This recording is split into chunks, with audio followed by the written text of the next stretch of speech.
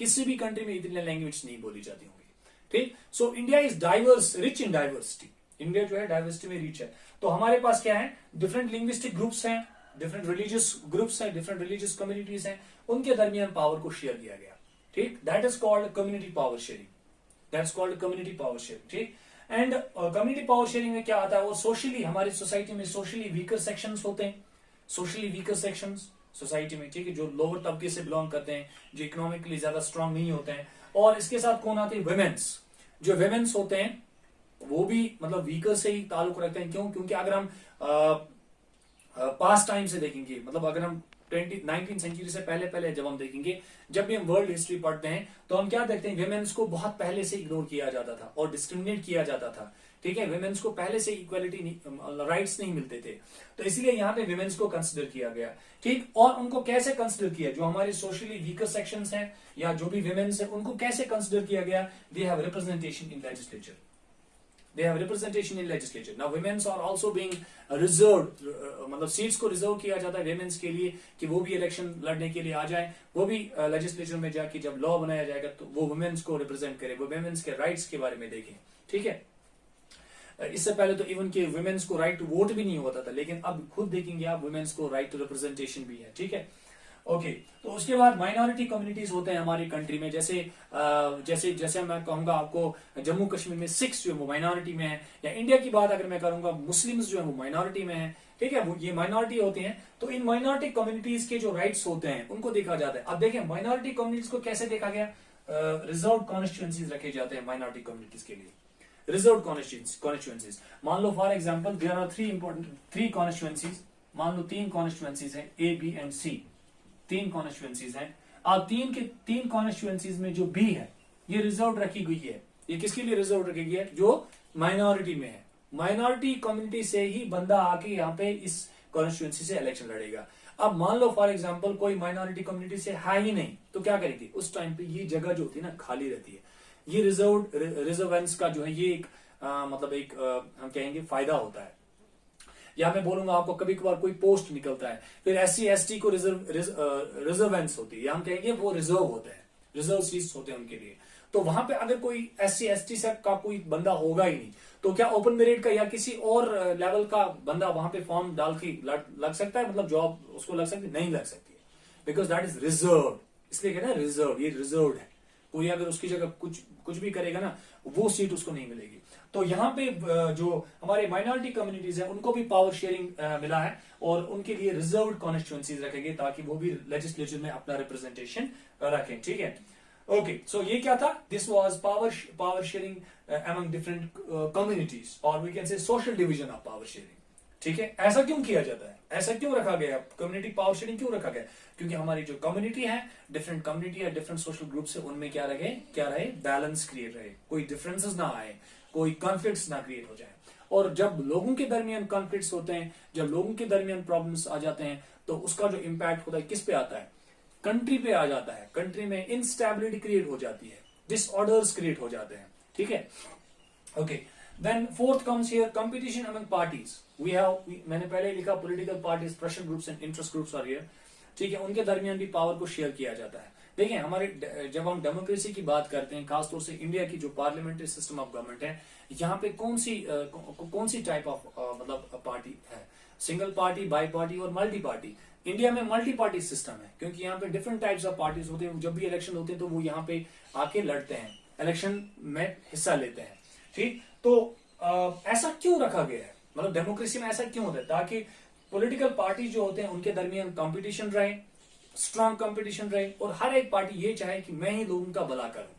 ठीक, और लोग उसी को चाहें और लोग उसी को रिप्रेजेंटेशन दें, और लोग उन्हीं को चूज करें जो लोगों का भला करेंगे। ठीक है, और कभी कभार क्या होता है कि कभी कभी ये जो डिफरेंट मल्टी पार्टी सिस्टम होता है, इसका क्या एक फायदा होता है कि कभी किसी सिंगल पार्टी को मैक्सिमम या मेजॉरिटी वोट्स नहीं मिलते हैं।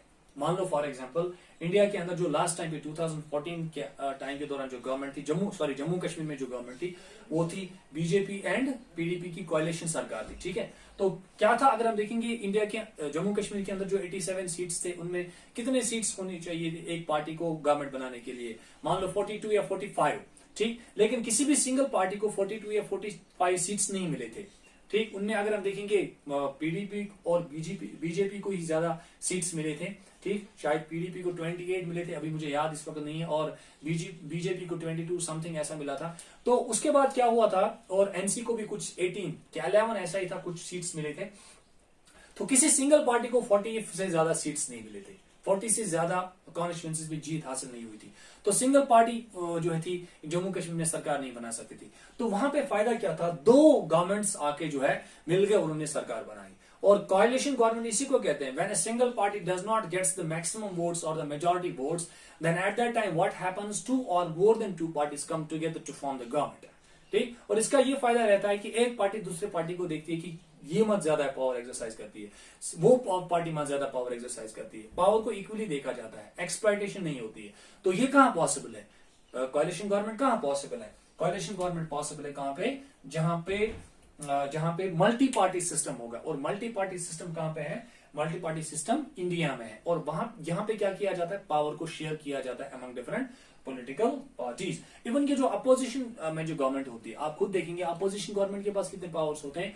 वो क्या कर सकते हैं, कभी भी जो कोई गवर्नमेंट कोई लॉ बनाए तो उस लॉ को क्या कर सकते हैं, क्रिटिसाइज कर सकती है। ठीक है, उस लॉ को हाईलाइट कर, उन चीजों को हाईलाइट करके लोगों तक पहुंचाए ताकि लोगों को सही जानकारी मिले। ठीक है, तो इवन अपोजिशन पार्टी को भी पावर्स होते हैं। ओके, उसके बाद आते हैं हमारी सोसाइटी में जो होते हैं दैट इज इंटरेस्ट ग्रुप्स या प्रेशर ग्रुप्स जो होते हैं। प्रेशर ग्रुप्स और इंटरेस्ट ग्रुप्स होते हैं। कौन होते हैं ये pressure groups and interest groups? मैं कहूंगा जैसे हमारे होते हैं ट्रेडर्स यूनियंस होते हैं, या जो हमारे बिजनेसमैन होते हैं, या जो हमारे इंडस्ट्रियल वर्कर्स होते हैं, ये हमारी सोसाइटी का पार्ट होते हैं। इवन की ये भी कहा जाता है ये गवर्नमेंट के पार्ट होते हैं। ठीक, इनके पास भी पावर्स होते हैं, या तो इनकी रिप्रेजेंटेशन गवर्नमेंट में होती है, अगर इनने इलेक्शन लड़ा फिर तो इनकी रिप्रेजेंटेशन है। ठीक, अगर इनने इलेक्शन नहीं लड़ा फिर भी इनकी, हम कहेंगे फिर भी इनका इन्फ्लुएंस रहता है, डिसीजन मेकिंग में इनका इन्फ्लुएंस रहता है। कैसे रहता है इनका इन्फ्लुएंस? मान लो फॉर एग्जांपल रिसेंटली जब जीएसटी पास किया गया जम्मू कश्मीर में, तो उस टाइम पे जो ट्रेडर्स यूनियन थे उन्होंने कहा था हम हड़ताल करेंगे क्योंकि ये लॉ जो हमारे खिलाफ है। ठीक, या मैं आपको बताऊंगा एक और चीज, अभी मान लो फॉर एग्जांपल रिसेंटली पेट्रोल जो था उसकी प्राइस 100 से अबव होगी, और जो ट्रांसपोर्ट यूनियन थी उन्होंने क्या कहा, उन्होंने कहा हम स्ट्राइक पे चले जाएंगे क्योंकि पेट्रोल का जो भाव है वो बढ़ रहा है। ठीक है, हमें नुकसान हो रहा है। तो क्या उससे कोई इंपैक्ट पड़ता है? हाँ, डेफिनेटली पड़ता है। लोग जो है परेशान हो जाते हैं, घरों के अंदर फंस जाते हैं, लोग एक जगह से दूसरी जगह पे नहीं जा सकते, या दुकान जो होते हैं जब वो बंद हो जाते हैं, कभी भी कोई इश्यू होगा तो ट्रेडर्स यूनियन कहती है कल हमारी हड़ताल है, तो सब के सब घर में बंद होते हैं, किसी को कोई इंपॉर्टेंट चीज लानी होती है, कुछ और नहीं ला सकते। तो डिसीजन मेकिंग में जो ये हमारे इंटरेस्ट ग्रुप्स होते हैं, इनको हम इंटरेस्ट ग्रुप्स कहते हैं, या इनको हम प्रेशर ग्रुप्स भी कहते हैं, क्योंकि ये गवर्नमेंट के पॉलिसीज को प्रेशराइज करते हैं। ठीक, इसलिए इनको प्रेशर ग्रुप्स कहते हैं, या इसलिए हम इनको इंटरेस्ट ग्रुप्स कहते हैं, क्योंकि इनके जो इंटरेस्ट होते हैं वो देखे जाते हैं। ये अपने इंटरेस्ट से लोग गवर्नमेंट के पॉलिसीज को इन्फ्लुएंस करते हैं, तभी इनको हम इंटरेस्ट ग्रुप्स कहते हैं। ठीक है, whether they are interest groups or we can say pressure groups, it includes traders, businessmen, other industrial workers. ठीक है, ये क्या करते हैं, ये गवर्नमेंट के पॉलिसीज को इन्फ्लुएंस करते हैं। तो क्या इनके पास पावर है? डेफिनेटली है। So power is being shared among different political parties, among different interest groups, among different pressure groups. ठीक है, ओके, सो ये था हमारा 4th पॉइंट। तो इससे क्या होता है, इससे हमारा जो आज का जो टॉपिक है फॉर्म्स ऑफ पावर शेयरिंग वो फिनिश हो जाता है। आई होप कि आपको जितने भी पॉइंट्स मैंने आपको इस टॉपिक में पढ़ाए, आई होप कि आपको वो सारे क्लियर हो गए। ठीक है, मोस्टली यहाँ पे क्या रहता है, वर्टिकल और हॉरिजॉन्टल क्यों कहते हैं, बच्चों को ये ज्यादा समझ नहीं आता है, या जब भी मैं पूछता हूँ तो पता नहीं होता है, क्योंकि डिटेल में इतना नहीं पूछा जाता है, सॉरी बताया जाता है। तो यहाँ पे मैंने आपको ठीक है क्लियर किया। तो चलिए, तो ये हमारा जो आज का वीडियो जो है ये क्लियर हो गया, और लेक्चर जो है वो क्लियर हो गया। किसी भी बच्चे को कोई भी क्वेश्चन होगा, किसी भी फ्रेंड को कोई भी क्वेश्चन होगा, वो कमेंट बॉक्स में जाके कमेंट कर सकता है, या कोई स्टूडेंट या कोई फ्रेंड चाहता है कि सोशल साइंस के रिलेटेड कोई भी टॉपिक पे, चाहे हिस्ट्री हो, ज्योग्राफी हो, इकोनॉमिक्स हो, डिजास्टर मैनेजमेंट हो, ठीक है, कोई भी कंपोनेंट हो, ठीक है, कोई भी स्टूडेंट या कोई भी फ्रेंड चाहता है कि मैं उस पर वीडियो बनाऊं, ठीक है, मैं उस पर लेक्चर बनाऊं, तो कमेंट बॉक्स में जाके आप जो है वो मेंशन भी कर सकते हैं। ठीक है, तो चलिए आज के लेक्चर में इतना ही था। ठीक है, मिलते हैं नेक्स्ट वीडियो में। Thank you very much. किसी भी कंट्री में इतनी लैंग्वेज नहीं बोली जाती होंगी, ठीक। So India is diverse, rich in diversity. India जो है डाइवर्सिटी में रिच है। तो हमारे पास क्या है, डिफरेंट लिंग्विस्टिक ग्रुप्स हैं, डिफरेंट रिलीजियस ग्रुप्स हैं, डिफरेंट रिलीजियस कम्युनिटीज हैं, उनके दरमियान पावर को शेयर किया गया। ठीक, that is called community power sharing, that's called community power sharing. ठीक, एंड कम्युनिटी पावर शेयरिंग में क्या आता है, वो सोशली, हमारी सोसाइटी में सोशली वीकर सेक्शंस होते हैं, सोशली वीकर सेक्शंस सोसाइटी में, ठीक है, जो लोअर तबके से बिलोंग करते हैं, जो इकोनॉमिकली ज्यादा स्ट्रांग नहीं होते हैं। और इसके साथ कौन आते हैं, वुमेन्स। जो वुमेन्स होते हैं वो भी मतलब वीकर से ही ताल्लुक रखते हैं। क्यों? क्योंकि अगर हम पास्ट टाइम से देखेंगे, मतलब अगर हम 19th सेंचुरी से पहले जब हम देखेंगे, जब भी हम वर्ल्ड हिस्ट्री पढ़ते हैं तो हम क्या देखते हैं, विमेन्स को बहुत पहले से इग्नोर किया जाता था और डिस्क्रिमिनेट किया जाता था। ठीक है, विमेन्स को पहले से इक्वालिटी राइट्स नहीं मिलते थे, तो इसलिए यहाँ पे विमेन्स को कंसिडर किया गया। ठीक, और उनको कैसे कंसिडर किया, जो हमारे सोशली वीकर सेक्शंस हैं या जो भी विमेन्स हैं, उनको कैसे कंसिडर किया गया, they have representation in legislature, they have representation in legislature. Now women's are also being reserved, मतलब सीट्स को रिजर्व किया जाता है women's के लिए कि वो भी इलेक्शन लड़ने के लिए आ जाए, वो भी लेजिस्लेचर में जाके जब लॉ बनाया जाएगा तो वो women's को रिप्रेजेंट करे, वो women's के राइट्स के बारे में देखें। ठीक है, इससे पहले तो इवन के women's को राइट टू वोट भी नहीं होता था, लेकिन अब खुद देखेंगे आप women's को राइट टू रिप्रेजेंटेशन भी है। ठीक है, ओके।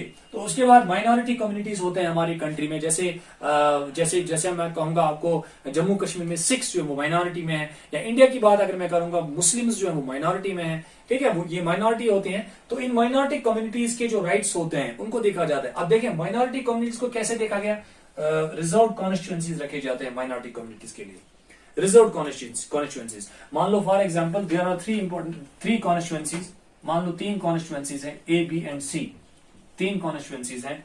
अब 3 कॉन्स्टिट्यूएंसीज में जो बी है ये रिजर्व रखी गई है। ये किसके लिए रिजर्व रखी गई है, जो माइनॉरिटी में है। माइनॉरिटी कम्युनिटी से ही बंदा आके यहाँ पे इस कॉन्स्टिट्यूएंसी से इलेक्शन लड़ेगा। अब मान लो फॉर एग्जांपल कोई माइनॉरिटी कम्युनिटी से है ही नहीं, तो क्या करेगी, उस टाइम पे ये जगह जो होती है ना खाली रहती है। ये रिजर्वेंस का जो है ये एक मतलब एक हम कहेंगे फायदा होता है।